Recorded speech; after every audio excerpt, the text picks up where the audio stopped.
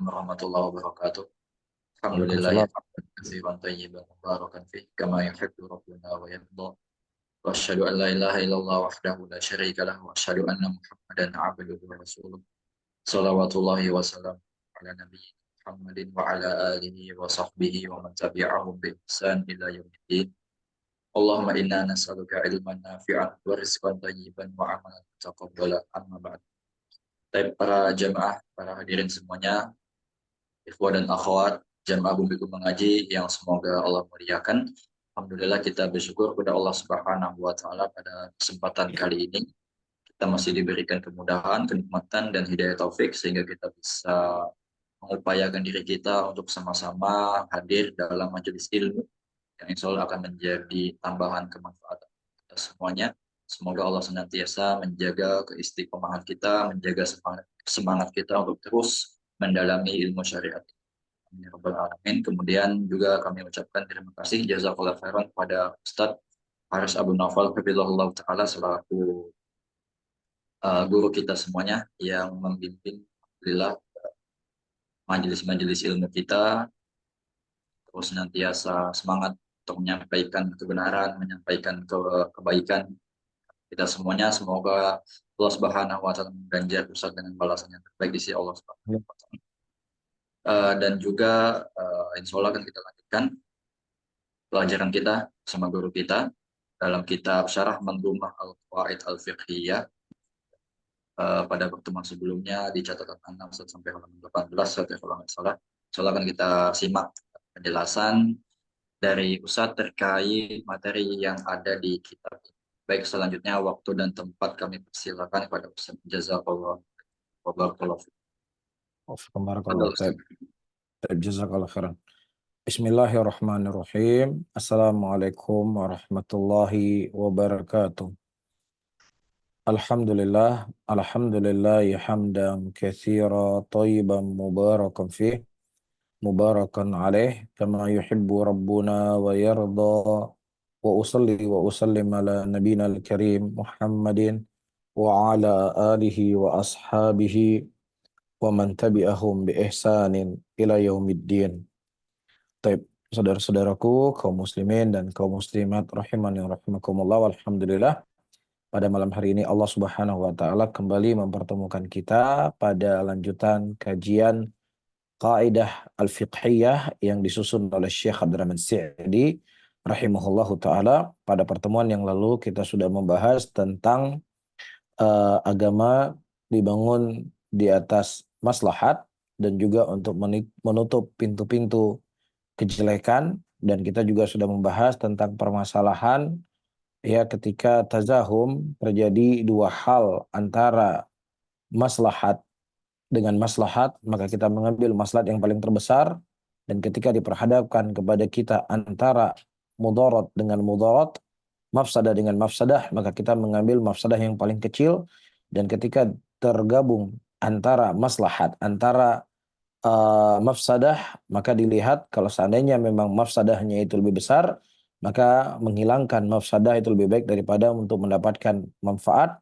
Namun kalau seandainya maslahatnya jauh lebih besar daripada mudarat yang dimunculkan, maka di sini maslahat itu tetap dikedepankan daripada mudarat. Namun kalau seandainya terjadi dua hal ya antara maslahat dan mafsadah dan tidak bisa dirojihkan mana di antara keduanya, maka dalam kondisi seperti ini menghilangkan kemudaratan lebih baik daripada untuk mengambil maslahat. Ini sudah kita sampaikan pada pertemuan yang lalu, dan juga telah kita bahas tentang kaidah yang selanjutnya dari kaidah syar'i, di mana ad-din yusrun, agama itu adalah sesuatu yang mudah.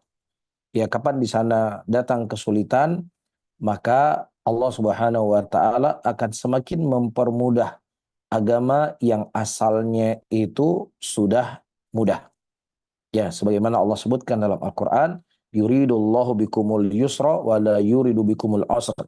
Allah Subhanahu wa taala menginginkan kepada kalian kemudahan, dan Allah Subhanahu wa taala tidak menginginkan kepada kalian kejelekan. Ya, namun ketika kita mengatakan bahwasanya agama itu sesuatu yang mudah, bukan berarti bahwasanya dalam agama itu tidak ada masyaqqah, tidak ada beban.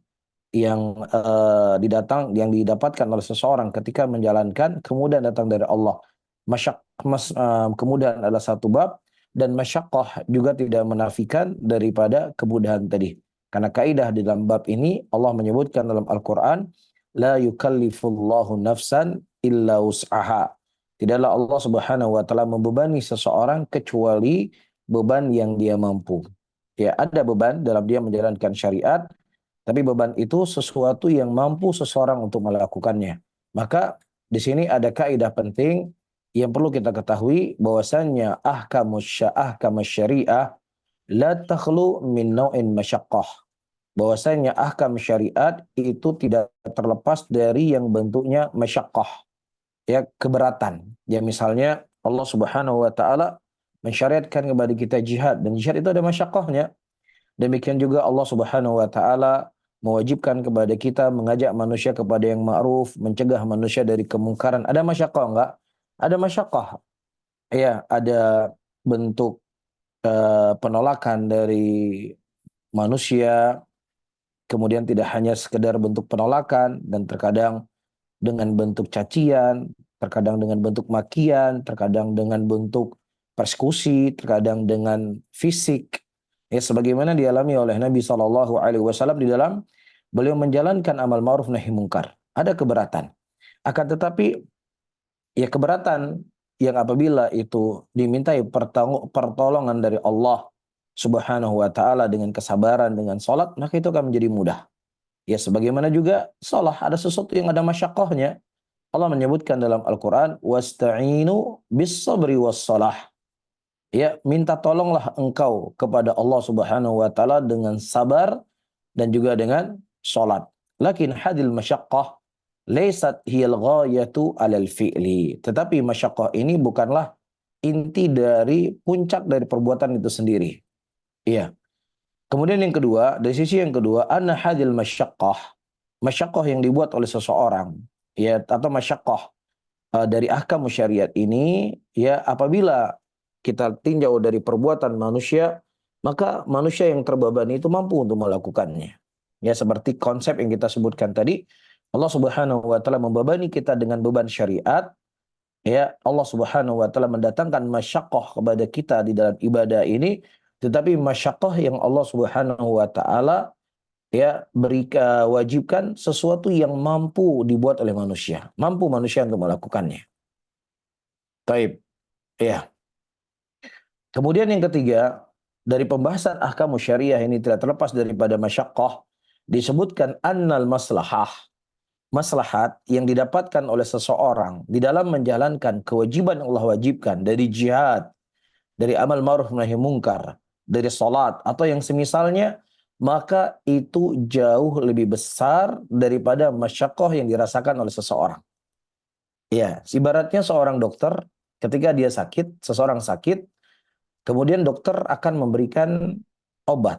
Nah, obat itu kadang bisa bentuknya pahit, obat itu terkadang bisa bentuknya suntikan, obat itu terkadang bisa bentuknya infus, obat itu terkadang bisa bentuknya operasi, dibelah perutnya, dibelah kakinya, dibelah otaknya, dan lain sebagainya. Nah, hal-hal yang ingin diinginkan oleh manusia kebaikan, ya, harus proses dengan apa yang kita sebutkan tadi. Harus proses apa yang kita sebutkan tadi, dengan operasi dan seterusnya. Jelas, ya? Nah, tidak mungkin seseorang ketika dia sakit, ini Bapak sakit, ya, maka Bapak harus banyak-banyak minum gula, banyak-banyak makan lemak, itu tambah sakit dia. Tapi justru seseorang ketika dia sakit, dia harus menghindar hal-hal yang akan membuat yang membuat keberatan untuk dirinya. Jelas, ya? Taib. Kemudian disebutkan di sini juga, ya, seperti bahasa yang saya bacakan, walidzalika najidu at-tabiba, ya, demikian pula kita mendapatkan seorang tabib ketika dia ingin memberikan obat atau pengobatan kepada si sakit, maka dia akan memberikan obat-obat yang sifatnya pahit. Nah, maslahat yang ada dari obat tadi jauh lebih besar daripada, ya, pahit yang dia rasakan.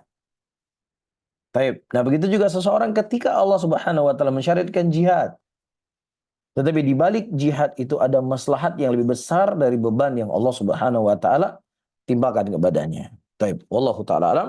Bisawab, kita masuk poin selanjutnya, para hadirin dan hadirat yang dimuliakan oleh Allah.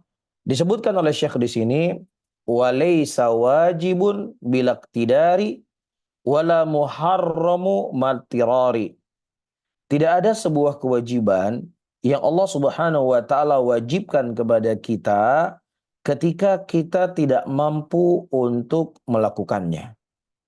Taib. Di sini disebutkan oleh Syekh Saleh Al-Utsaimin hafizahullahu taala, walaysa wajibun bilaktidari fala yakunu syai'u wajiban illa ma'al qudrati alaih. Tidak ada sebuah kewajiban yang Allah Subhanahu wa taala wajibkan kepada seorang hamba, ya, kecuali hamba itu wajib melakukan ketika dia punya kemampuan untuk melakukannya. Namun kalau seandainya dia tidak punya kemampuan, ya, maka tidak ada keharusan bagi dia untuk melakukannya. Maka dalam kaidah ini, teman-teman semuanya, ada dua kaidah atau dua pembahasan yang perlu kita ketahui. Pembahasan yang pertama, annal wajibat, bahwasanya perkara yang Allah Subhanahu wa taala wajibkan kepada kita tersebut itu bisa, ya, dihilangkan atau dijatuhkan hukumnya ketika dia tidak punya kemampuan. Nah, apa yang diinginkan kemampuan di sini? Kemampuan di sini adalah al-istita'ah. Ya, al-qudrah maknanya adalah al-istita'ah, kemampuan. Wa antum ta'rifuna annal firaq qad ikhtalafat fi ma'na al-istita'ah. Dan kalau kita melihat pembahasan para ulama, maka di situ kita akan melihat perbedaan mereka di dalam menafsirkan apa itu al-istita'ah. Ya, ada yang menafsirkan bahwasanya al-istita'ah adalah kemampuan, ya, yang telah dimiliki oleh seseorang untuk melakukan sebuah perbuatan. Taib, sebuah perbuatan. Dan ada yang menafsirkan al-qudrah, ya, adalah kemampuan seseorang melakukan sebuah perbuatan, ya, dengan bantuan dari Allah Subhanahu wa taala. Karena apa? La haula wa la quwata illa billah. Ya, tidak ada satupun kekuatan yang mampu dilakukan oleh seorang hamba kecuali itu semuanya adalah anugerah yang diberikan oleh Allah Subhanahu wa taala. Baik. Dan kaidah ini dibangun di atas firman Allah Subhanahu wa taala, fattaqullaha mastata'tum. Bertakwalah engkau kepada Allah Subhanahu wa taala sebatas kemampuan yang bisa engkau lakukan. Ya, maksimal dari perbuatan yang engkau miliki, ya, maka disitulah engkau berjuang untuk melakukan perintah Allah Subhanahu wa taala. Dan juga Nabi SAW menyebutkan dalam hadis ini, ya, ini adalah dalil penguat kaidah yang kita sebutkan tadi, wa idza amartukum bi syai'in fa'tu minhu mastata'tum. Dan kalau aku memerintahkan kepada kalian sesuatu, maka lakukanlah, ya, sebatas kemampuan yang bisa kalian lakukan. Baik. Misalnya Allah Subhanahu wa taala mewajibkan kepada kita naik haji. Walillahi 'alan nasi hajjul baita man istata'a ilaihi sabila. Dan hanya untuk Allah yang hanya untuk Allah kewajiban bagi manusia untuk melakukan perjalanan haji siapa yang mampu melakukannya. Nah, kemampuan ini bisa sifatnya kemampuan finansial, bisa artinya kemampuan, ya, muwasalat, kendaraan, atau mungkin sekarang visa, dan juga kemampuan dari sisi kesehatannya. Nah, ketika dia punya tiga hal yang kita sebutkan tadi, wajib bagi dia untuk melakukan ibadah haji. Nah, ketika satu di antara tiga, atau bahkan seluruhnya dia tidak punya kemampuan, maka tidak ada kewajiban bagi dia untuk melakukan ibadah haji. Inilah kaidah yang kita sebutkan tadi. Nah, ya, walaysa wajibun bila iqtidari. Tidak ada kewajiban ketika seseorang tidak mampu untuk melakukannya.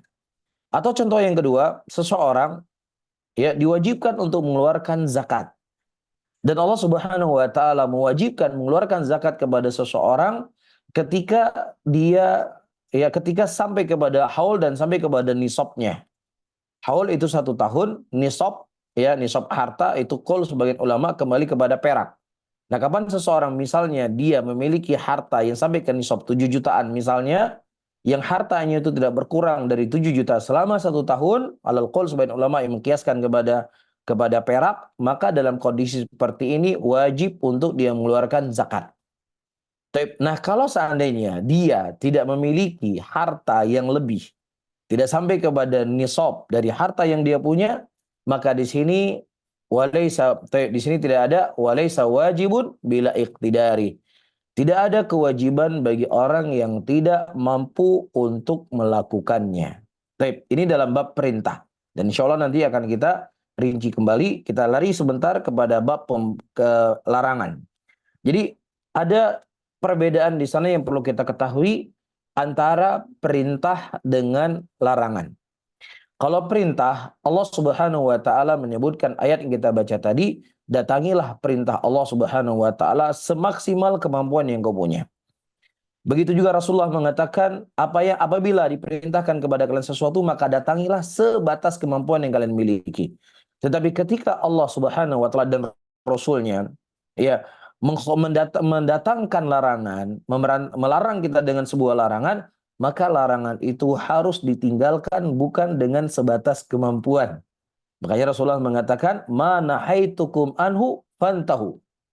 Apa yang aku larang kepada kalian, maka berakhirilah larangan tersebut. Taib. Makanya kita mendapatkan sahabat Rasulullah SAW ketika mereka diharamkan khamar, tidak ada di antara mereka hari ini saya minum khamar 5 botol, ya, kemudian larangan itu butuh proses. Akhirnya alhamdulillah saya sudah meninggalkan khamar 3 botol, sehari cuma 2 botol. Alhamdulillah. Ini bukan alhamdulillah di sini. Nggak boleh alhamdulillah di dalam orang melakukan perbuatan yang haram. Karena perbuatan haram itu sifatnya harus diakhiri. Nggak boleh setengah-setengah. Harus diakhiri semua apa yang diharamkan oleh Allah Subhanahu wa taala. Taib. Nah, begitu juga misalnya ketika sahabi dilarang oleh Allah Subhanahu wa taala bertabarut dengan tabarut jahiliyah, larangan. Kemudian mereka akhiri larangan tersebut setelah datang perintah untuk menutupi aurat mereka. Bisa dipahami teman-teman semuanya? Jadi nggak ada orang alhamdulillah saya biasanya mau rokok itu 1 bungkus, biasanya 1 hari 2 bungkus. Alhamdulillah saya syukur sekali. Saya bisa meninggalkan rokok tinggal setengah bungkus yang merokok setiap hari. Ini bukan alhamdulillah di sini. Karena apa? Karena larangan sifatnya itu harus segera diakhiri. Tidak boleh setengah-setengah. Ya, makanya hadis saya ulangi kembali kata Rasulullah, "Ma nahaitukum anhu fantahu." Apa yang aku larang kepada kalian, maka akhiri larangan tersebut. Tapi kalau perintah tadi apa? Apa yang kuperintahkan kepada kalian, maka datangilah perintah itu sebatas kemampuan yang kalian miliki. Taib. Nah, kemudian hal yang kedua yang perlu kita ketahui, al-ajaz. Seseorang tidak mampu untuk melakukan kewajiban karena ada ketidakmampuan. Taib. Nah, ketika dia tidak punya kemampuan melakukan sebuah kewajiban, apakah dia harus meninggalkan seluruh kewajiban tadi? Atau dia datangkan sebagian kewajiban, dan kemudian sebagiannya dia tinggalkan? Misalnya seseorang, dia sakit. Nah, kondisi sakitnya, kalau puasa sampai jam 12 siang, dia mampu. Dia puasa sampai jam 12 siang. Tapi kalau sudah lewat dari jam 12 siang, dia sudah tidak mampu. Nah, kondisi seperti ini, apakah dia puasa dulu sampai jam 12 siang, nanti setelahnya dia berbuka? Atau memang sudah dari awal dia tidak berpuasa dan dia tidak niat berpuasa karena dia sakit? Contoh yang kedua, ini saya masih menyebutkan contoh, kita belum membahas bagaimana cara mengetahui antara A dan B. Nah, seseorang ketika dia diperban, dia sakit, dia perban sebagian anggota wudhunya, kemudian dia punya air untuk berwudhu. Dia punya air untuk berwudhu. Ya. Nah, apakah dia berwudhu dengan air seluruh anggota tubuhnya? Ya, kecuali apa yang sakit tadi, tangannya sakit misalnya. Dia tidak cuci. Baik. Atau dia langsung mengganti dengan tayamum. Baik. Dia ganti dengan tayamum. Baik. Nah, di sini para ulama, teman-teman semuanya membagi kewajiban itu ya menjadi dua. Kewajiban dibagi menjadi dua. Ada kewajiban-kewajiban atau ibadah-ibadah la tataba'at. Ya, yang dia itu tidak terbagi-bagi. Dia itu adalah satu ya bagian daripada ibadah keseluruhannya. Nah, ketika seorang hamba tidak mampu untuk melakukan sebagian daripada ibadah tadi, maka runtuhlah seluruh ibadahnya.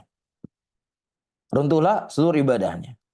Contohnya adalah ibadah puasa. Ya, Allah Subhanahu wa taala mengatakan dalam ayatnya, "Fal'ana bashiruhunna wabtaghu ma kataballahu lakum. Wa kulu washrabu hatta yatabayyana lakumul khaytul abyadu minal khaytil aswadi minal fajr, thumma atimus siyama ilal lail." Maka sekarang datangilah oleh kalian istri-istri kalian, dan haraplah apa yang telah Allah Subhanahu wa taala catat untuk kalian. Makan dan minumlah kalian sampai sampai nampak benang dia warna putih di atas benang warna di atas garis berwarna hitam. Ya, sampai sempurna kata puasa kalian sampai apa? Sampai tenggelamnya matahari. Ini waktu puasa. Ini waktu puasa.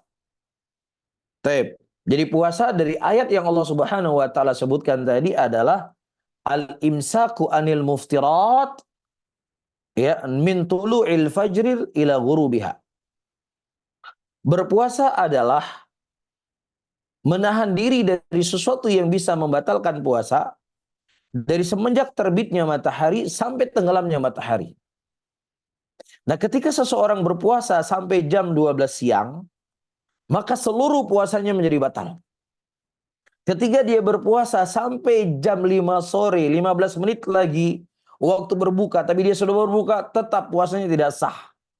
Karena puasa itu adalah sesuatu yang sifatnya sudah satu kesatuan, yang dia itu tidak terpecah-pecah. Baik. Maka ketika orang yang sakit, yang memang sakitnya itu dia diberikan uzur untuk berbuka puasa, maka dalam kondisi seperti ini tidak ada kewajiban bagi dia untuk berpuasa sampai dia mampu. Kemudian kalau dia tidak mampu dia berbuka, tidak mesti. Karena dia secara hukum asal adalah orang yang memang diberikan uzur untuk tidak berpuasa, dan puasa yang dilakukan adalah ibadah yang sifatnya tidak tataba'at. Ya, dia tidak dipecah-pecah, dia satu kesatuan. Nanti insya Allah ketika saya menyebutkan ada ibadah yang bentuknya tataba'at, sehingga bisa dibedakan mana yang bentuknya la tataba'at dengan tataba'at. Bisa difahami ya? Nah, begitu juga para hadirin dan hadirat yang dimuliakan oleh Allah Subhanahu wa taala, seseorang yang dia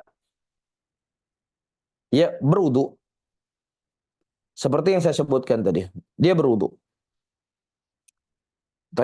Maksudnya berwudu itu dengan menggunakan air.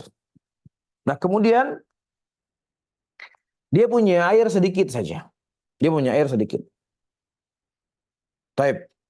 Nah, airnya itu ketika dia berwudu hanya cukup untuk mencuci muka dan tidak cukup mencuci kaki.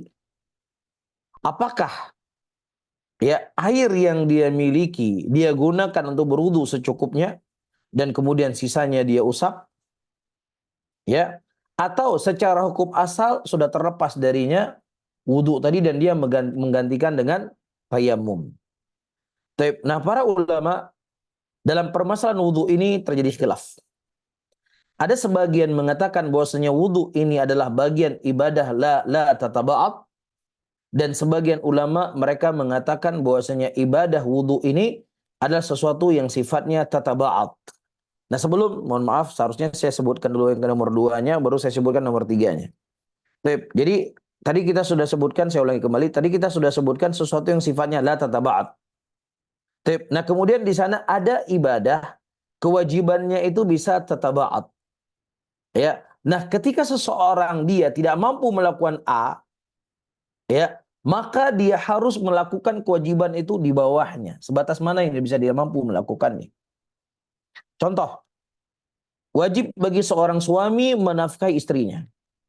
Secara uruf, ya di masyarakat misalnya 4 juta sudah cukup untuk memberikan nafkah kepada istrinya untuk makanan sehari-hari. Misalnya dalam sebuah uruf, kita cerita uruf saja. Mungkin dalam sebagian tempat ada 3 juta mungkin ya. Kita peganglah misalnya 4 juta. Si suami wajib untuk menafkahi istrinya tadi, 4 juta. Kemudian si suami tidak mampu untuk memberikan uang sebanyak 4 juta tadi. Dia hanya memiliki 2 juta saja.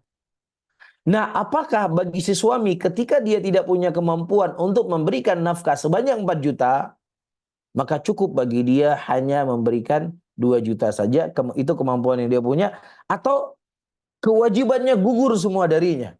Ya sudah, saya nggak mampu memberikan nafkah kepada istri saya dari uruf dan kebiasaan di masyarakat karena saya cuma punya setengah. Berarti sudah lepas bagi saya tanggung jawab, saya nggak perlu menafkahi istri saya karena nggak sampai 4 juta uang yang saya punya. Oh, nggak bisa. Karena ibadah menafkahi istri itu adalah ibadah yang sifatnya tataba'at. Ketika Anda tidak bisa melakukan sesuatu yang standar, maka di bawahnya Anda harus mendatangkan. Anda bisa mampu memberikan berapa? 2 juta. Berikan 2 juta. 1 juta yang Anda miliki tetap Anda harus memberikannya. Karena kewajiban tadi tidak terhapus ketika kita tidak punya kemampuan yang maksimal. Taib. Contoh yang kedua. Ya, contoh yang kedua, wajib bagi seseorang ketika dia menegakkan sholat berdiri. Ini rukun sholat. Wa qumu lillahi qanitin. Berdirilah engkau tegak untuk Allah Subhanahu wa taala dalam kunut dalam sholatmu. Nah, kemudian seseorang dia terkilir atau kakinya patah dan lain sebagainya, yang kemudian dia tidak mampu untuk berdiri dalam sholatnya, apakah ketika tidak ada kemampuan dia berdiri dalam sholatnya, berarti gugur baginya semua kewajiban sholat, dia boleh nggak sholat? Seperti orang nggak puasa tadi? Atau dia melakukannya sebatas kemampuan yang dia lakukan. Fattaqullaha mastata'tum. Bertakwalah kamu kepada Allah sebatas kemampuan yang bisa engkau lakukan. Sehingga ketika dia tidak mampu sholat dalam keadaan berdiri, dia sholat dalam keadaan duduk. Ya, karena sholat itu adalah ibadah yang sifatnya tataba'at. Tataba'at yaitu ketika sebagiannya itu bisa didatangkan, ya, maka didatangkanlah sebagiannya, yang tidak mampu didatangkan dia tidak datangkan. Bisa difahami para hadirin? Misalnya juga seseorang membaca Al-Fatihah. La salata liman lam yaqra' bi Fatihatil kitab. Tidak ada salat bagi orang yang tidak bisa baca Al-Fatihah. Ada seseorang yang baru masuk Islam. Iya. Dia tidak bisa membaca Al-Fatihah. Dia nggak ngerti baca Al-Fatihah. Iya, atau dia cuma tahu Alhamdulillahirabbil alamin, Ar-Rahmanir Rahim, terus nggak tahu lagi. Ya, apakah hukum bagi dia sholat tadi? Maka kita katakan tetap wajib bagi dia sholat dan dia membaca apa yang dia bisa baca. Ya, karena sholat itu sifatnya apa? Tataba'at. Ketika dia tidak mampu datang sebagiannya, maka dia datang sebatas kemampuan yang bisa dia datangkan. Bisa difahami ya? Nah, baru yang ketiga tadi, para hadirin dan hadirat, para ulama tataraddud. Para ulama berselisih pendapat. Ini ibadah masuknya la tataba'at atau ibadahnya itu termasuk kepada ya la tataba'at. Contoh yang mereka contohkan adalah wudu. Nah, kalau wudu kita golongkan dia adalah ibadah yang la tataba'at tadi, seperti puasa, maka ketika seseorang tangannya itu diperban atau kakinya diperban, berarti dia tidak bisa mendatangkan wudu dengan sempurna, maka dalam kondisi seperti ini cukup dia bertayamum, tidak perlu dia menggunakan air. Yang memandang bahwasanya wudu itu adalah ibadah yang la tataba'at. Tapi kalau seandainya ya eh, menjadikan wudhu itu golongan ibadah yang tataba'at, yang apabila sebagiannya tidak mampu dia lakukan, maka ya dia datangkan yang mampu, yang tidak mampu dia tinggalkan.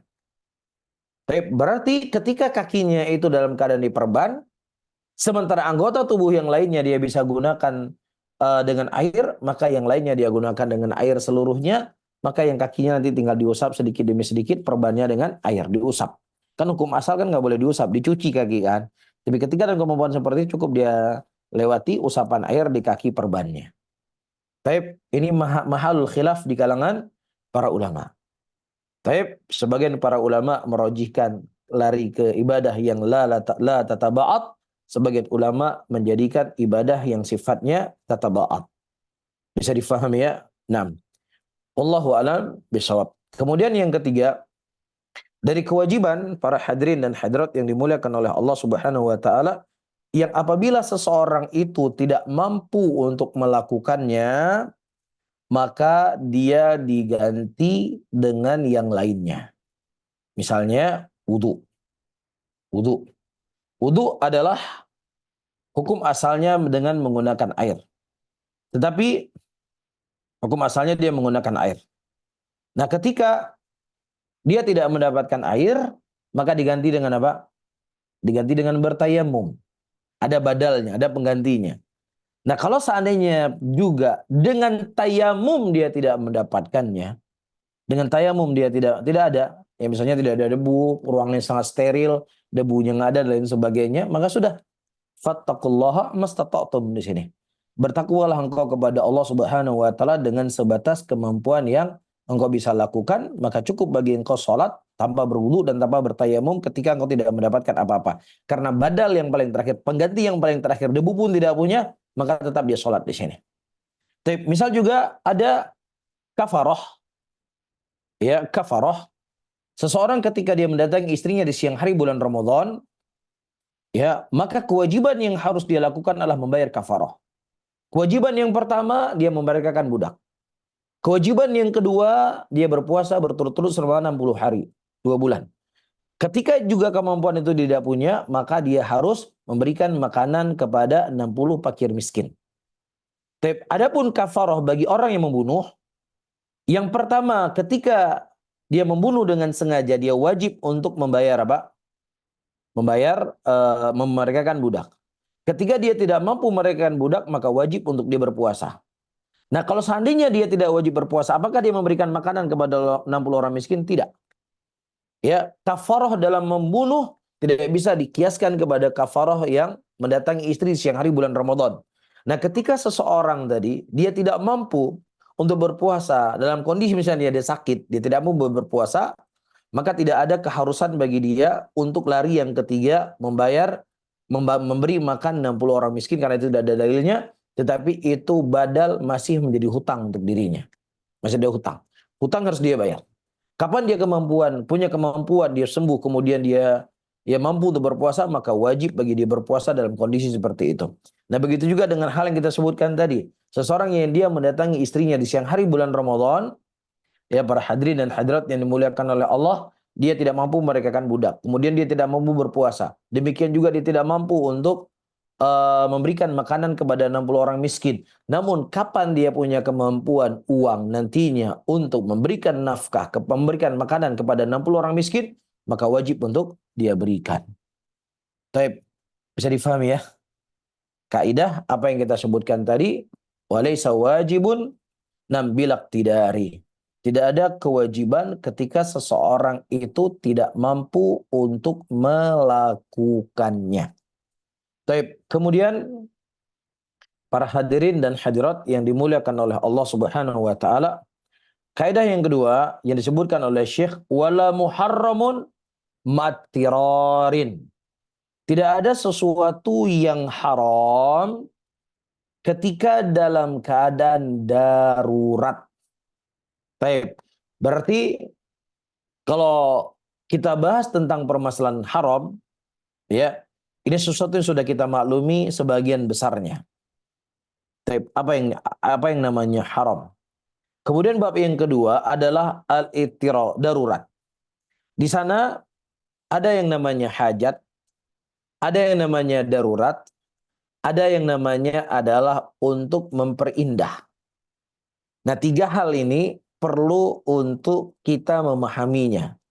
Jangan sampai kita memakai kaidah, tidak ada sesuatu yang diharamkan yang itu sifatnya adalah darurat. Ya, Allah dalam bahasa Al-Quran menyebutkannya adalah ad-darurah. Famanitturra ghairu baghin wala 'adin fala itsma alaih. Famanitturra, ketika seseorang sudah dalam keadaan terpaksa, ya dalam keadaan terdesak, ya dan kemudian dia melakukan perkara yang haram, selama dia itu tidak berlebih-lebihan, maka tidak ada dosa baginya. Itu kaidah. Nah, disinilah kemudian kita harus memahami antara darurat dengan hajat atau dengan cuman sekadar memperindah. Ya, saya meminjam uang di bank, saya tahu riba itu haram, saya tahu. Tapi saya punya keperluan. Ya, rumah saya kamarnya itu ya hanya ada 3 kamar. Jadi anak saya ya tidurnya itu agak kurang nyaman. Jadi makanya saya pinjam uang di bank ya untuk membeli tanah di samping rumah saya sehingga saya bisa menambah kamar di rumah saya supaya anak saya ada kenyamanan tidurnya. Ini teman-teman, ini darurat, apa hajat, apa memperindah sesuatu, cuman zina, perhiasan. Mana di antara tiganya? Saya ingin bertanya, mungkin ada yang bisa menjawab supaya tidak terlalu tegang pengajian kita, biar relax sedikit. Sebelum saya jelaskan. Darurat ya. Ustaz. Nah, yang lain? Memperindah. Baik, ada yang lain? Hajat, Ustaz. Hajat. Baik. Jadi ada yang jawab darurat, ada yang jawab darurat, ada yang jawab memperindah. Nah, disinilah ingin kita bahas di malam ini ya kaidah yang disebutkan oleh para ulama, tidak ada sesuatu perkara yang diharamkan ketika itu bentuknya adalah darurat. Taib. Di sini kata Syekh, la muharramun matirari, ya tidak ada perkara yang haram ketika seseorang itu dalam keadaan darurat. Dan sebagian para ulama fuqaha mereka menyebutkan kaidah ad-darurat tabihul mahdurat. Bahwasanya perkara-perkara yang haram itu atau perkara-perkara darurat itu ya membolehkan sesuatu perkara yang diharamkan. Ya, ad-darurah yang dimaksud dengan darurah di sini adalah ad-darurah ma yalhiqul 'abdu dararun bitarki bihayth la yakumu ghairu maqamah. Ad-darurat adalah ketika seseorang mendapatkan kemudaratan untuk dirinya, untuk hartanya, ya, yang apabila dia meninggalkannya itu dan tidak ada sesuatu perkara yang lain yang bisa menggantikan ya perkara tadi. Di hadapannya ini ada bangkai. Bangkai itu haram untuk dimakan. Dia nggak boleh makan. Tapi kalau seandainya dia tidak memakan bangkai ini, akan terjadi kemudaratan pada dirinya. Nyawanya bisa melayang. Dia bisa mati. Maka dalam kondisi seperti ini, boleh bagi dia makan bangkai tadi. Ini satu, boleh. Ya, karena nggak ada sesuatu lagi yang menggantikan dia. Tapi kalau misalnya di sana ada buah-buahan, di sana ada sayur-sayuran, ya tapi sayurnya kurang enak. Tapi bisa menghilangkan kemudaratan dari dirinya. Buahnya pahit, buahnya nggak manis. Tapi bisa menghilangkan kemudaratan dirinya. Maka tidak boleh bagi dia memakan perkara yang haram tadi karena punya pilihan yang lain. Ya, kaidahnya tadi, seseorang itu akan mendapatkan kemudaratan yang apabila dia meninggalkan sesuatu tersebut dan tidak ada sesuatu yang menggantikan hal yang haram tadi, cuman dia aja saja ada. Nah, yang kedua, tidak boleh bagi dia berlebih-lebihan. Ya, hanya sebatas untuk menghilangkan kemudaratan yang ada pada dirinya. Ya, misalnya ya di depannya itu ada babi. Ada babi. Tidak ada makanan lain kecuali babi. Ya sudah, ini supaya babinya lebih lezat, lebih enak, lebih lahap kita makan. Ya, bagaimana kalau kita cari bumbu misalnya, cari kecap, cari cabai dan lain sebagainya. Ada cabai, ada kecap. Tapi cabai ini kalau saya makan tambah mati saya. Nah, kalau tapi cabai ini saya pakai di babi ini semakin lezat untuk kita makan. Maka nggak boleh. Ini sudah berlebih-lebihan.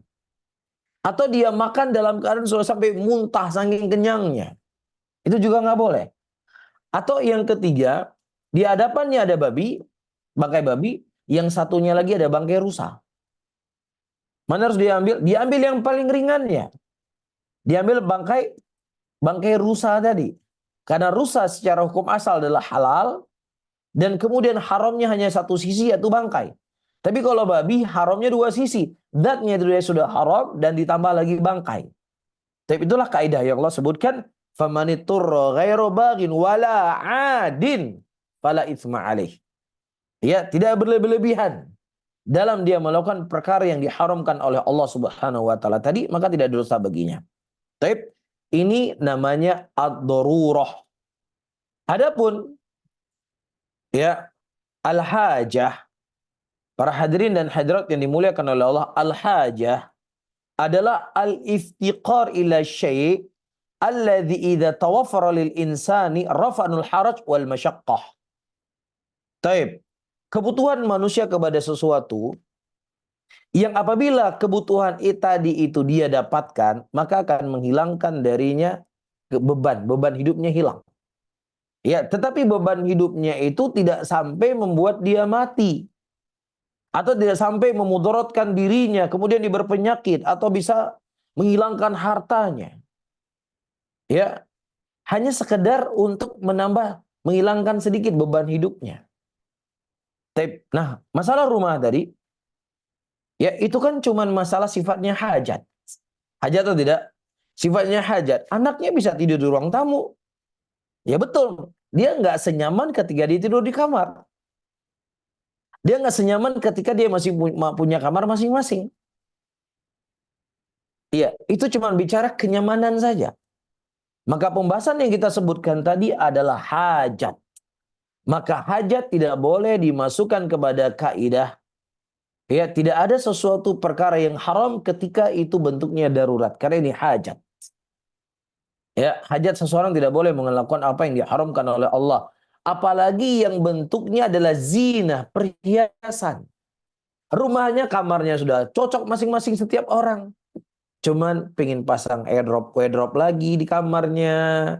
Kemudian mungkin ada pernak-pernik lagi, ada cat lagi yang perlu dicat, atau mungkin pakai wallpaper yang lebih menarik, atau mungkin pakai hal-hal yang memperindah kamar.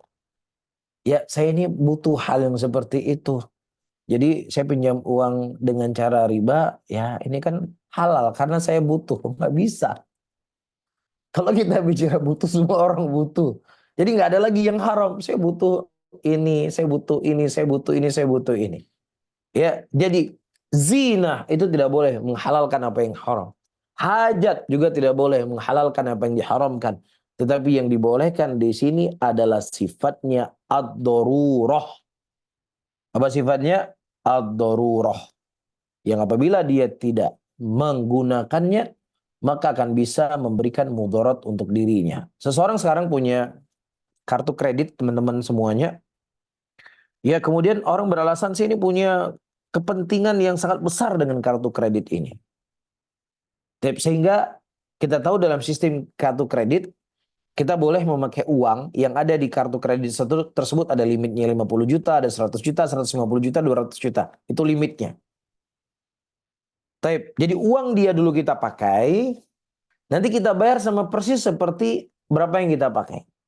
Tetapi ketika kita tidak membayar dari waktu yang telah ditentukan, maka dia akan mendenda kita. Ya, didenda. Setiap hari denda naik. Maka itu riba itu sendiri, riba jahiliyah. Jelas ini hukumnya adalah haram. Nah, kemudian dia menggunakan kartu kredit tadi ada keperluan. Keperluannya apa? untuk memudahkan saya. Kalau saya ke luar negeri, saya pakai kartu kredit itu mudah. Tapi kalau saya pakai kartunya debit, ada Visa dan lain sebagainya, terkadang terlalu banyak pemotongan. Nah, sekarang pemotongan itu apakah memudaratkan Anda? Iya. Nah, begitu juga tanpa kartu kredit tadi, apakah akan membuat doror bagi Anda? Hilang nyawa Anda, hilang harta Anda, dan lain sebagainya? Nah, kalau seandainya memang kondisinya itu tidak bentuknya darurat, maka tidak boleh seseorang di sini menggunakan kartu kredit. Tidak boleh dia menggunakan kartu kredit. Nah, begitu juga misalnya seseorang menyimpan uang di bank. Ya, menyimpan uang di bank, ini perkaranya adalah hal yang tidak dibolehkan. Hukumnya haram. Karena apa? Karena ada sistem riba di sana. Ada unsur ribawi di sana. Tetapi kita tidak punya jalan untuk menyimpan harta yang kita punya, kecuali dengan cara bank. Dan kita juga tidak bisa mentransfer uang ke anak kita atau kemana yang butuh kita bayar, kecuali dengan cara seperti ini. Jadi permasalahannya itu bukan hanya lari kepada nyawa ya, tapi juga lari tidak ada jalan lain. Kan nggak mungkin seseorang yang transfer uang dari Aceh ke Jakarta, dia naik pesawat, ini ya uang 1 juta ya, ini ya uang 500.000 ya, ini uang ya 5 juta ya, ini uang 10 juta ya. Dia berangkat dari Aceh ke Jakarta, dari Jakarta ke Aceh, atau misalnya kemana. Nah, itu tentunya sesuatu nggak bisa lagi cara manusia melakukannya kecuali dengan cara mentransfer. Dia harus melalui jalur bank. Maka dalam kondisi seperti ini kita kembali kepada kaidah sebelumnya, kita ambil mudarat yang paling ringan. Ya, ini ada bank A, ada bank B. Bank B ini mudaratnya itu jauh lebih ringan daripada bank ini. Atau di bank ini dia punya transaksi A, transaksi B, transaksi C, transaksi D. Maka kita memilih mana transaksi A, B, C, D yang paling ringan, ya, sisi kemudaratannya. Baik, bisa difahami para hadirin dan hadirat yang dimuliakan oleh Allah Subhanahu wa taala. Baik. Nah, kemudian di bait yang terakhir, wa kullu mahdhurin ma darurati biqadri ma tahtajuhu ad-darurah. Nah, setiap perkara yang haram tadi boleh dilakukan ketika di situ ada daruratnya. Dan daruratnya itu harus sebatas ya hajat tingkat darurahnya tadi. Seperti yang kita sebutkan. Ya, di depannya ada bangkai kambing, ada bangkai babi, maka dia pilih yang paling ringan dari bangkai babi tadi. Bangkai kambing tadi. Ya, dan yang kedua, dia cukup memakan dari bangkai babi tadi sesuatu yang bisa menghilangkan kemudaratan darinya, tidak bentuknya berlebihan. Kemudian ada pembahasan para ulama di sana, apakah boleh ya seseorang bungkus. Ini misalnya perjalanannya masih panjang. Ya, perjalanannya itu masih panjang. Ya, ini kemungkinan 2 hari lagi kita sampai. Ya, sementara di depan kita tidak tahu kita punya makanan ataukah tidak punya makanan. Ya, sementara kita masih punya babi misalnya 3 kilo lagi di tangan kita ini. Ya, sementara yang sudah kita nikmati sudah menghilangkan kemudaratan dari kita. Maka dalam kondisi seperti ini, para hadirin dan hadirat yang dimuliakan oleh Allah, boleh dia membawa daging babi tadi kalau memang seandainya dikhawatirkan untuk ke depan dia tidak mendapatkan makanan. Ya, dan itu tidak menyelisih dari firman Allah Subhanahu wa taala, "Famaniturra ghairu baghin wala 'adin fala itsma 'alaih." Tapi kalau seandainya prediksinya dia bahwasanya 3 jam ke depan, 4 jam ke depan dia akan sampai ke tujuannya sehingga akan menghilangkan kemudarat, akan menghilangkan semua hal-hal yang dia khawatirkan tadi, dia akan mendapatkan makanan yang halal, dia akan mendapatkan minuman yang halal dan seterusnya, maka dalam kondisi seperti ini tidak perlu untuk dia bawa lagi. Nah, kemudian yang terakhir, ya sebelum saya melanjutkan, minuman keras. Orang yang dalam keadaan kehausan, yang kemudian dia tidak punya pilihan untuk menghilangkan haus tadi dengan cara minum khamar yang ada di depannya. Minum khamar yang ada di depannya. Nah, dalam kondisi seperti ini, ilahnya di situ adalah untuk menghilangkan kemudaratan dirinya, yaitu hilangnya haus. Nah, disebutkan oleh para ulama bahwasanya khamar itu tidak bisa menghilangkan haus. Bahkan seorang minum khamar itu akan semakin menambah kehausannya. Maka dalam kondisi seperti ini, orang yang dalam keadaan darurat, dia tidak boleh minum khamar. Karena ilahnya adalah untuk menghilangkan kemudaratan, sementara khamar itu tidak bisa menghilangkan kemudaratan. Bahkan justru akan menambah kemudaratan dia. Tapi ini hal penting perlu untuk kita ketahui. Kemudian kata Syekh, saya baca apa yang disebutkan oleh Syekh, dan semua yang akan saya baca ini sudah kita jelaskan tadi. Kata Syekh, wala muharramun ma'tirari, disebutkan oleh Syekh Saleh Al-Utsaimin, wa hadza ma'na qaulil fuqaha ad-dururat tabihul mahdurat. Dan ini adalah ucapannya para fuqaha, perkara yang darurat itu membolehkan sesuatu yang diharamkan oleh Allah. Ai turfaul ithmu an sahibiha, yaitu diangkatnya dosa dari pelakunya. Illa annal muharrama yasiru mubahan fi dzatihi. Bukan menunjukkan bahwasanya perkara yang haram itu berubah menjadi mubah secara zatnya, tidak. Ya, dia tetap haram, zatnya haram. Tapi kondisi dialah yang menjadi boleh untuk dia menikmati yang haram tadi. Nah, kalau seandainya ada yang bertanya, setiap sesuatu yang diharamkan oleh Allah pasti ada mudaratnya. Kita makan babi pasti ada mudaratnya. Kita makan bangkai pasti ada mudaratnya. Ya, apa saja yang Allah haramkan pasti ada mudaratnya. Nah, ketika kita makan tadi pasti akan menjadi dampak jelek buat kita. Maka kita menjawab, yang mengharamkan adalah Allah, dan yang menghalalkan dalam kondisi darurat adalah juga Allah Subhanahu wa taala. Allah mampu untuk melakukan apa yang Allah Subhanahu wa taala kehendaki. Di tangannya lah segala manfaat, dan di tangannya pula ada segala untuk menghilangkan kemudaratan. Dari satu sisi Allah bisa memberikan kemudaratan pada babi, dari sisi lain ketika dalam keadaan darurat Allah bisa memberikan manfaat kepada babi tadi untuk kita dan menghilangkan kemudaratan dari kita. Jelas ya? Jadi itu semua datang dari Allah Subhanahu wa taala dan Allah yang mengaturnya. Taib la anal muharram yasiru mubahan fi dzati fawa baqin ala tahrim lakin rufiyal ithmu an muta'ati li ajli darurah. Ya haram, yang halal, yang dia tetap hukumnya haram, tidak ada berubah hukumnya, tetap haram daging babi tadi, akan tetapi diangkat dosanya ya dikarenakan kondisinya dia mendapatkan ad-darurah. Kemudian kata Syekh di sini, wat darurah disebutkan adalah ma yalhiqul abda dararun bitarkihi wala yakumu ghairuhu maqamahu. Ini sudah kita baca tadi, yang apabila seseorang mendapatkan kemudaratan ketika dia meninggalkannya dan tidak ada sesuatu yang lain yang menggantikan perkara yang mudarat tadi kecuali hanya dia, maka boleh untuk kita menikmati. Tapi kalau seandainya ada sesuatu yang menggantikan yang lain tadi, misalnya babi, di sana ada buah, ada sayur, ada dedaunan dan lain sebagainya yang bisa menghilangkan mudarat dari dia, maka tidak boleh di sini dia makan babi. Tapi kemudian kata Syekh, fadururatu tajma'u amrain. Darurat itu terkumpul pada dua perkara. Yang pertama adalah adanya doror, ya ketika dia meninggalkannya. Yang kedua, tidak ada sesuatu yang lain yang menggantikan perkara yang mudarat tadi. Tidak ada. Itu baru dikatakan doror. Dan berbeda dengan yang sifatnya hajah kita sebutkan tadi, dan beda dengan sifatnya zina. Cuman sekedar mempercantik, memperindah. Cuman sekedar mata kita jadi senang melihatnya. Itu namanya zina.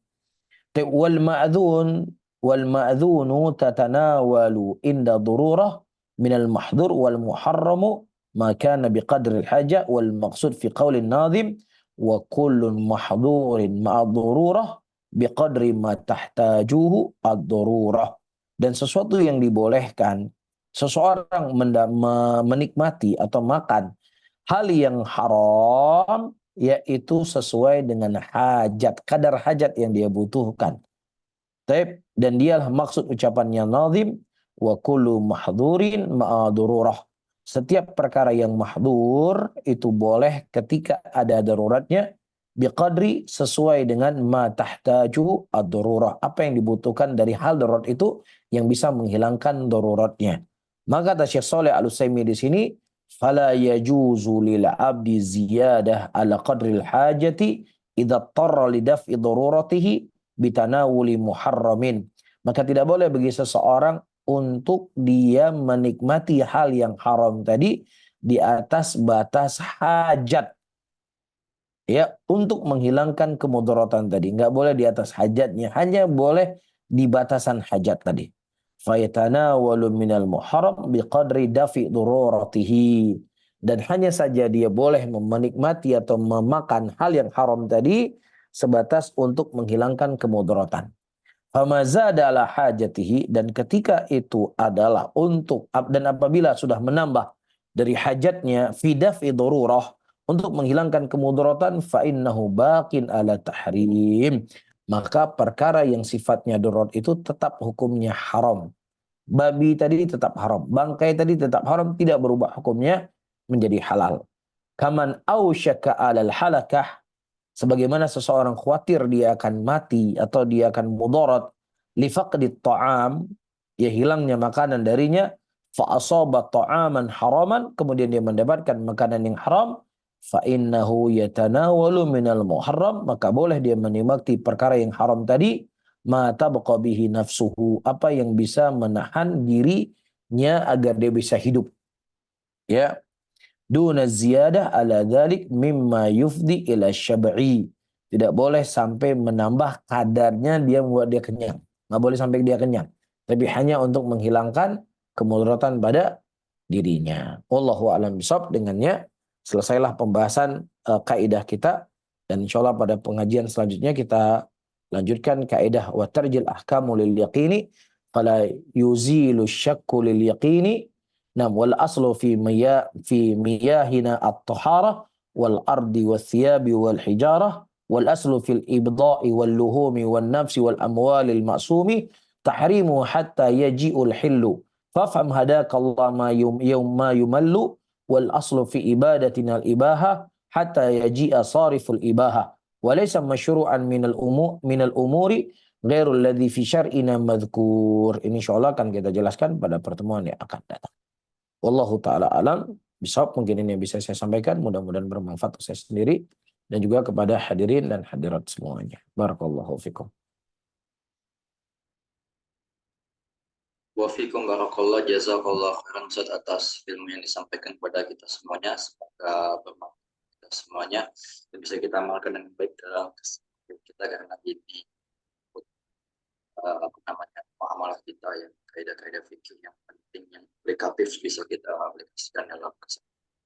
Baik, para jemaah ikhwan dan akhwat yang semoga Allah muliakan, kita memasuki sesi tanya jawab. Kita ada beberapa menit untuk tanya jawab bersama Ustaz. Jika ada yang ingin bertanya langsung bisa tekan tombol raise hand-nya, kemudian yang ingin pertanyaan dibacakan oleh kami bisa dikirimkan melalui chat kepada Ana ya atas nama BM Jumat, nanti akan Ana bacakan di Islam.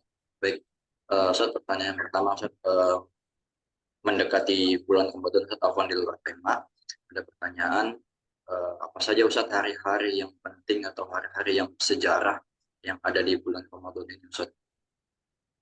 Baik. Hari yang paling bersejarah, ya bahkan ini hari yang paling mulia di bulan Ramadan adalah hari diturunnya Al-Quranul Karim. Syahrul Ramadan alladzi unzila fil Qur'an hudal linnas. Bulan Ramadan adalah bulan di mana Allah Subhanahu wa taala menurunkan Al-Quranul Karim.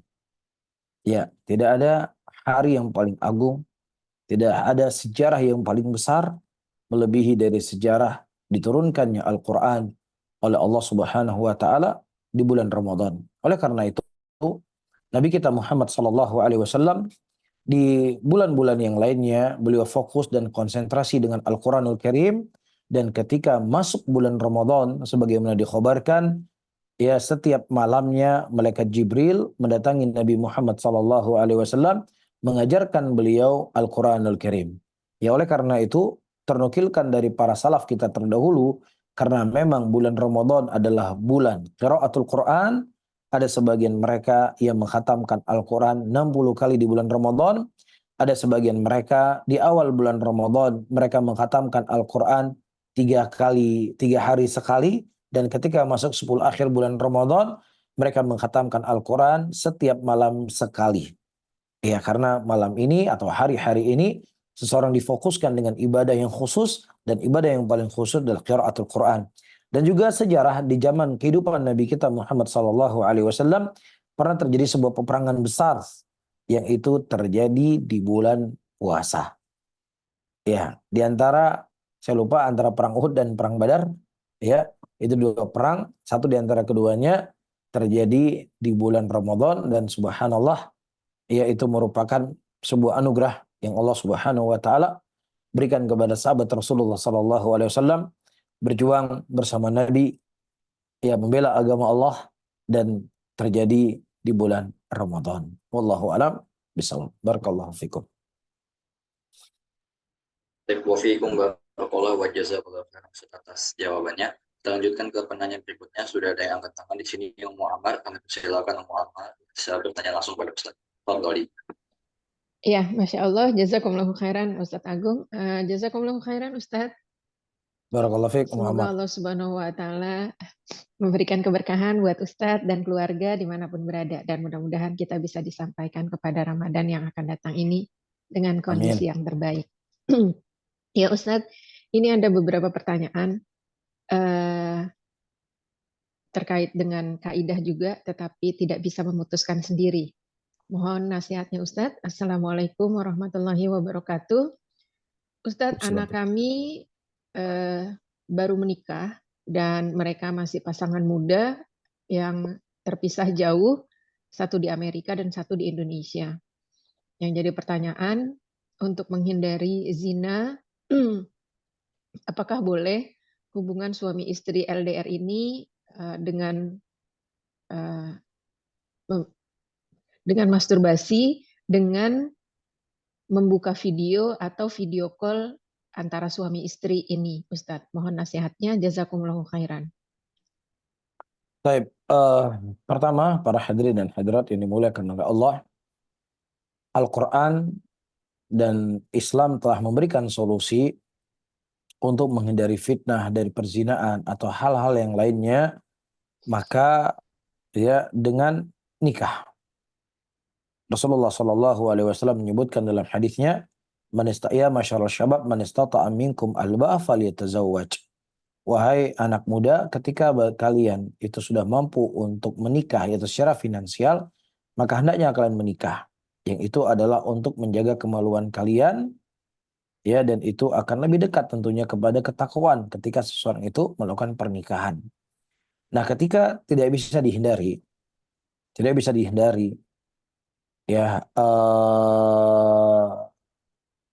perpisahan tadi karena kasus A dan B, maka semaksimal mungkin, ya, seseorang menjaga dirinya.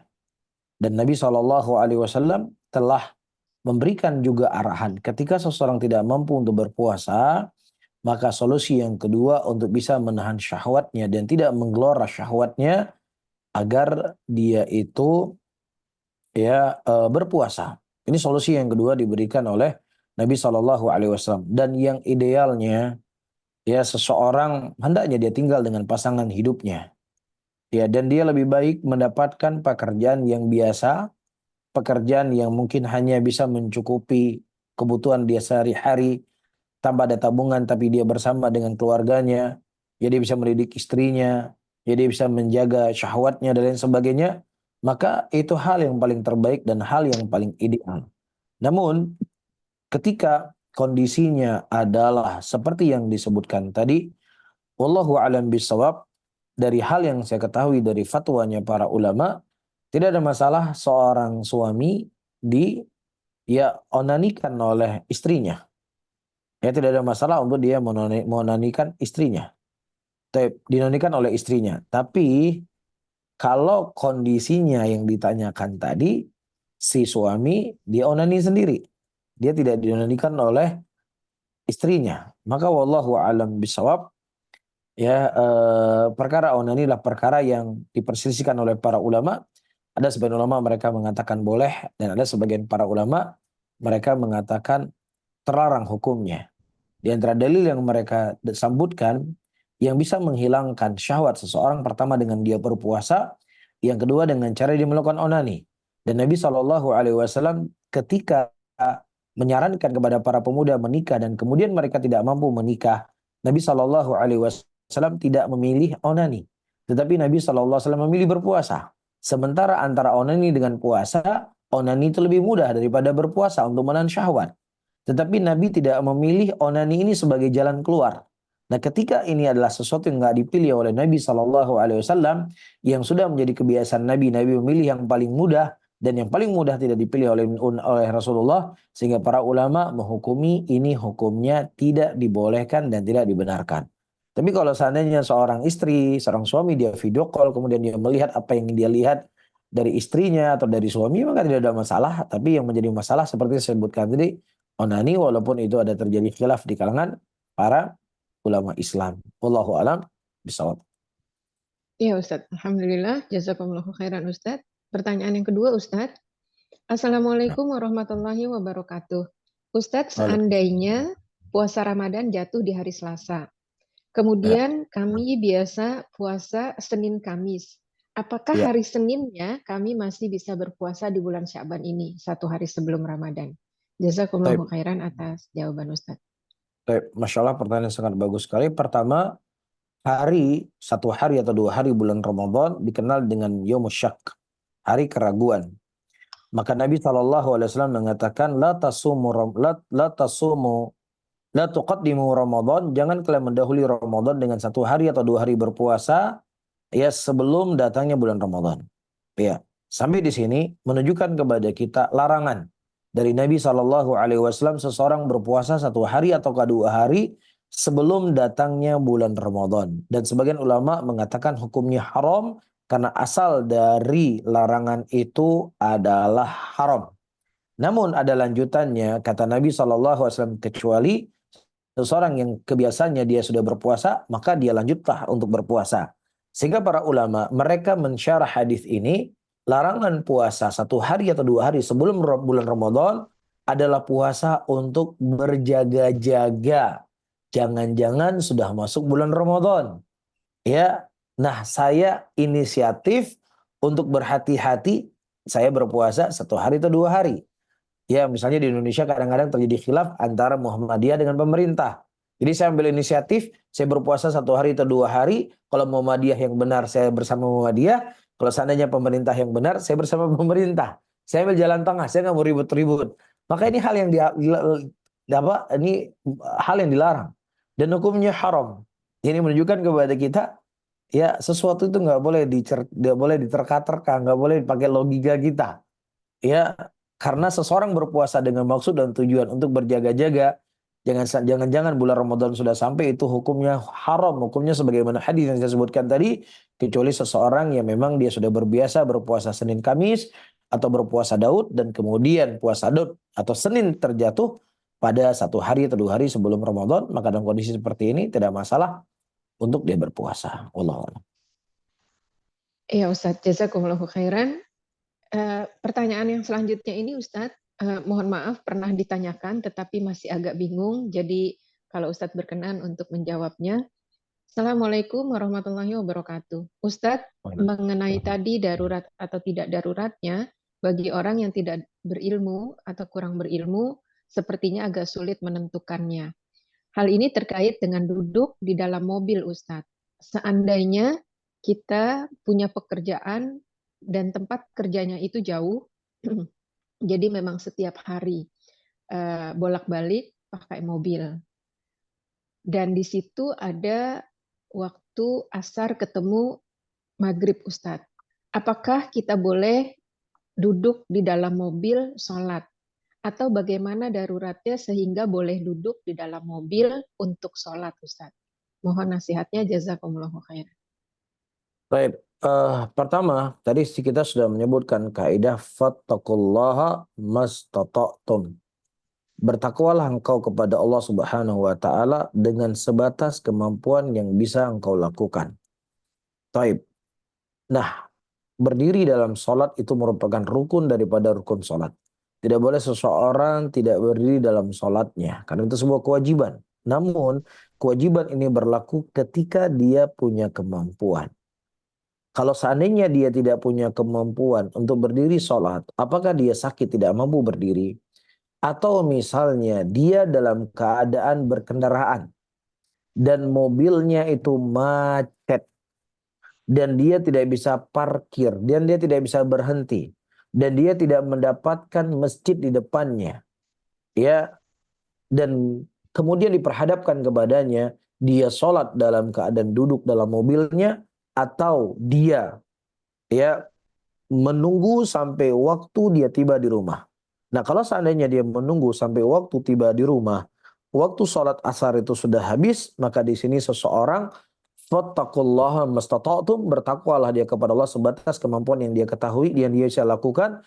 Maka dalam kondisi seperti ini tidak ada kewajiban ketika seseorang tidak punya kemampuan, maka sholat dalam keadaan berdiri tadi harus dia lakukan, namun kondisinya dia tidak bisa parkir mobilnya, tidak berhenti, maka dalam kondisi seperti ini boleh dia sholat dalam keadaan duduk. Ya, namun kalau seandainya ada cara dan jalan untuk dia bisa menghentikan mobilnya atau dia parkir di jalan dan kemudian dia sholat di mana dia bisa sholat dalam keadaan berdiri, maka itu harus dia lakukan. Karena kaidah yang kita sebutkan tadi sifatnya darurah, ketika tidak ada sesuatu yang lain yang bisa menggantikannya dan dia sudah terdesak pada titik itu. Tapi kalau seandainya ada sesuatu hal yang bisa dia gantikan, dia nggak sampai ke masjid, tetapi dia bisa sholat di pinggir jalan, ya, dalam keadaan dia berdiri, maka itu dilakukan. Tapi kalau tidak ada, ya sudah, dia sholat dalam keadaan duduk. Wallahu a'lam. Ya Ustadz. Ustadz masih ada 2 pertanyaan, boleh Ustadz? Kalau Ana boleh, tapi kembali ke Mas Agung, moderator Ustadz Agung. Agung Mungkin apa, Mas? kita seling dulu gantian dengan yang lain. Iya, boleh. Ya, supaya kita bagi-bagi Jazakumullah waktu. khairan. Ya. Iya. Nanti kita kembalikan ke Muammar lagi ya. Jazakumullah khairan. Iya, Ustadz. Baik, barakallahu. Baik, Ustaz, pertanyaan ada dari salah satu jemaah yang masuk lewat chat ke Ana, Ustaz, di luar tema, maaf Ustaz. Jadi pertanyaannya, Assalamualaikum Ustaz, izin bertanya, bolehkah melatih anak usia 7 tahunan untuk ibadah puasa setengah hari sampai zuhur atau minum makan di waktu zuhur, kemudian lanjut puasanya lagi sampai maghrib seperti yang sudah dilakukan kebanyakan masyarakat kita, Ustaz. Apakah dibenarkan melatih ibadah seperti itu, Ustaz? Jazakallahu khairan. Baik. Nah, dibolehkan dan dibenarkan, dan itu di luar dari kaidah yang kita sebutkan tadi. Kaidah yang kita sebutkan tadi, puasa adalah ibadah yang la tataba'at. Ketika sebagiannya rusak, maka rusak seluruhnya. Itu berlaku bagi orang yang sakit, yang dia memang tidak mampu berpuasa, ya, atau orang yang dia sudah melakukan perjalanan safar, maka boleh dia berbuka puasa di detik itu juga. Namun beda halnya ketika seorang anak yang dia ingin berlatih untuk berpuasa, ya, dan dia tidak ada kewajiban untuk menyempurnakan puasanya, tidak ada kewajiban karena dia belum balik. Maka dalam kondisi seperti ini tidak ada masalah orang tua mendidik anaknya untuk berpuasa. Bukankah Nabi SAW mengatakan dalam hadisnya, anak umur 7 tahun diajak untuk sholat dan 10 tahun dia tidak sholat maka dia dipukul. Nah, anak umur 7 tahun dia belum balik tapi sudah dilatih untuk sholat. Ya, anak 10 tahun juga belum balik tapi dipukul, diingatkan dia untuk sholat.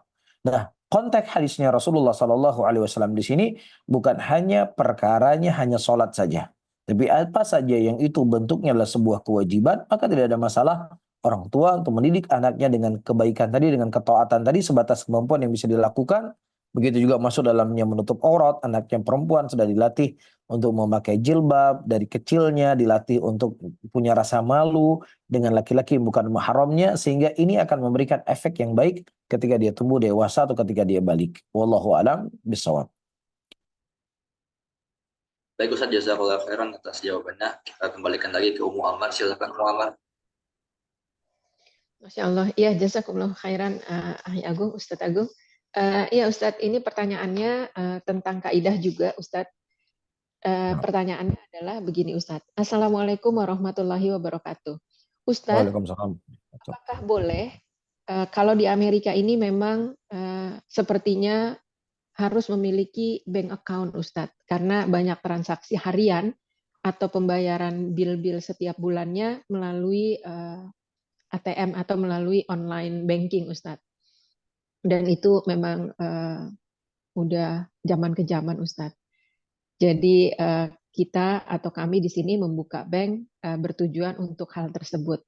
Kemudian Ustadz, yang ditanyakan adalah ketika ada dana bunga, dana riba ini, kami mengerti ini tidak bisa dipakai. Apakah boleh dana riba ini kita kumpulkan, Ustadz? Maksudnya, karena dapatnya kan sedikit ya, Ustadz. Jadi kalau Ya, dikeluarin sedikit itu kurang eh, afdol. bukan merepotkan, tapi iya kurang afdol. Jadi mendingan dikumpulin terus sekalian dikeluarin. Apakah itu bisa, Ustadz? Misalnya 6 bulan sekali atau 1 tahun sekali. Baik. Kemudian Ustadz, terkait dengan ini, pertanyaan yang kedua dengan topik yang sama, apakah boleh misalnya bercita-cita begini Ustadz, menaruh uang di bank justru supaya dapat bunga, tapi biar bunganya itu kita hibahkan misalnya di Indonesia untuk bangun jalan, kan mereka perlu uang. Nah, daripada nggak diambil kesempatan itu, mendingan mau diambil. Apakah ini diperbolehkan Ustadz? Jazakumullahu khairan atas jawaban Ustadz. Baik, Masya Allah. Baik, jadi pertanyaan pertama dan pertanyaan yang kedua itu saling berketerkaitan. Tidak boleh seseorang menyimpan uang di bank dengan maksud dan tujuan supaya dia mendapatkan bunga.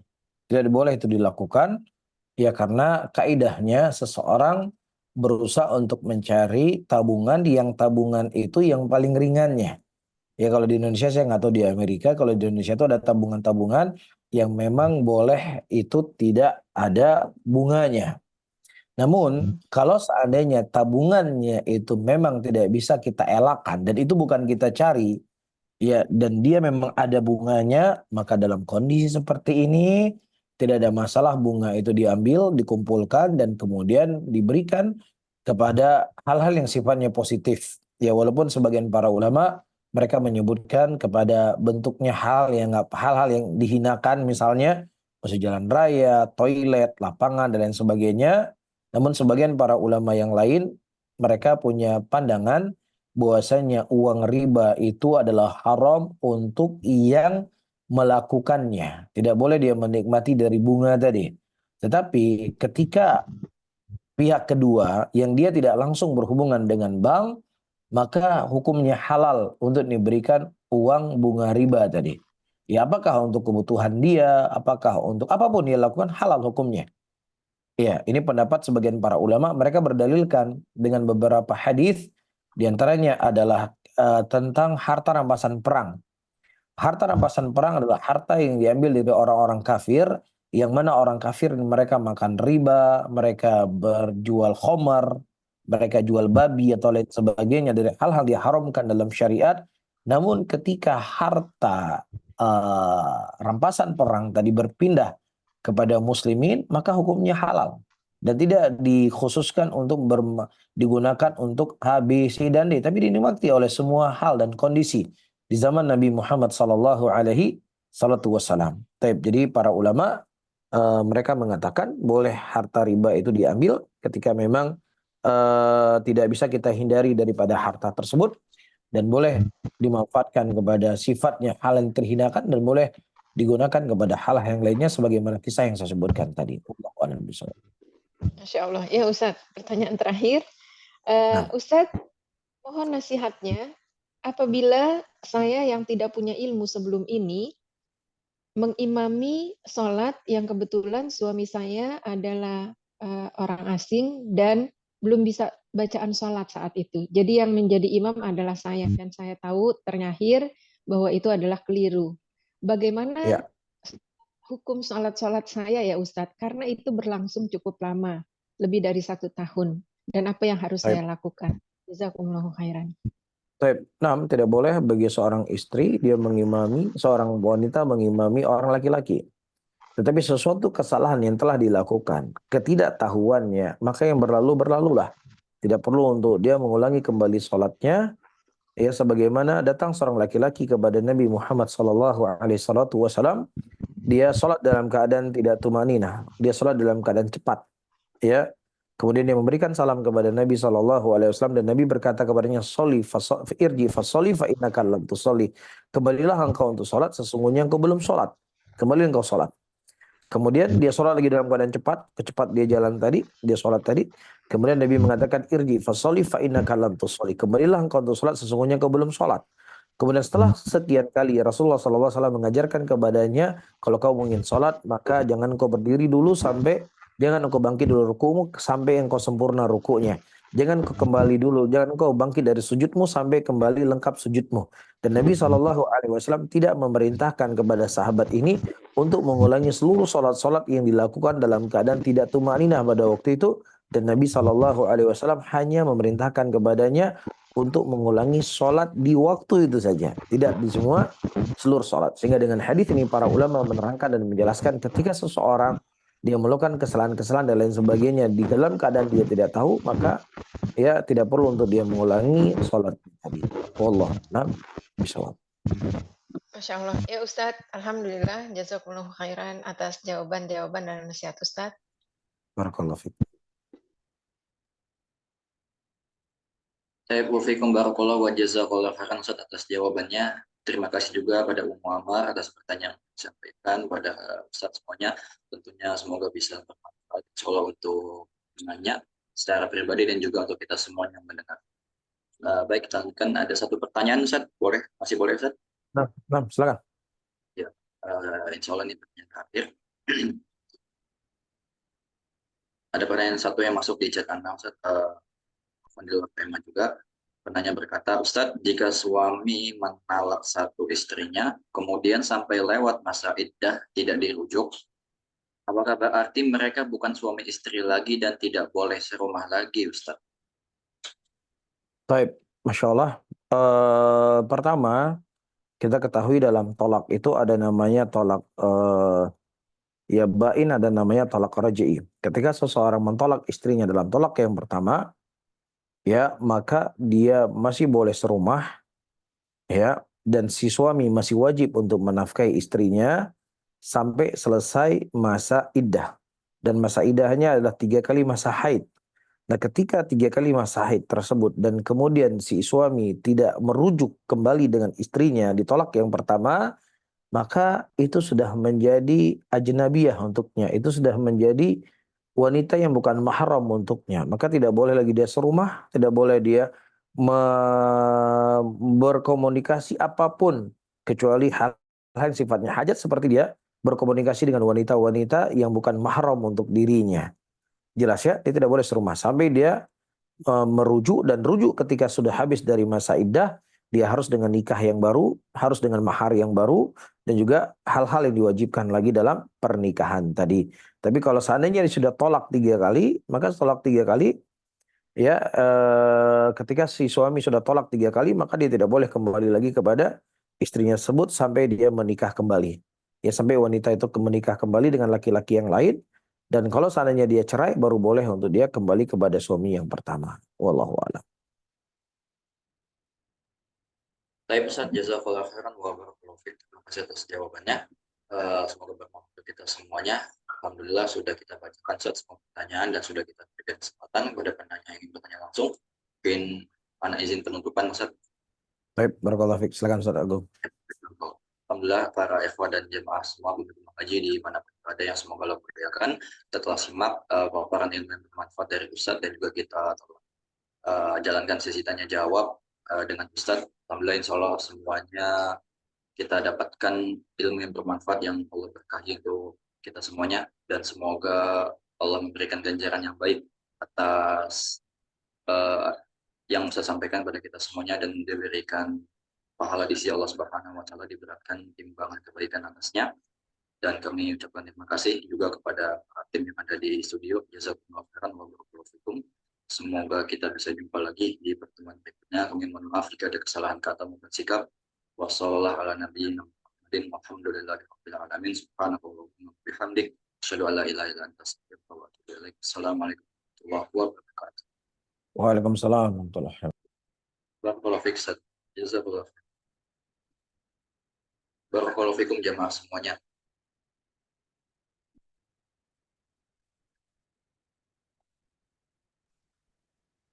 Jazakallahu khairan, Syekh Agung. Wa iyyakum wa barakan.